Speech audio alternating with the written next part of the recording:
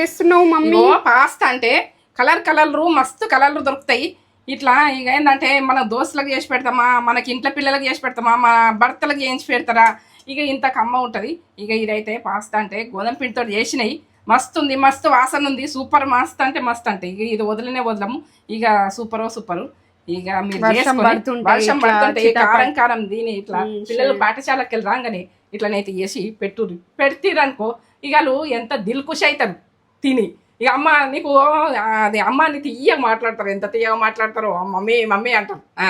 ఇక మా రోజులలో అవ్వ అంటుంటివి, ఇక మీరైతే మమ్మీ అంటారు, పప్ప అంటారు.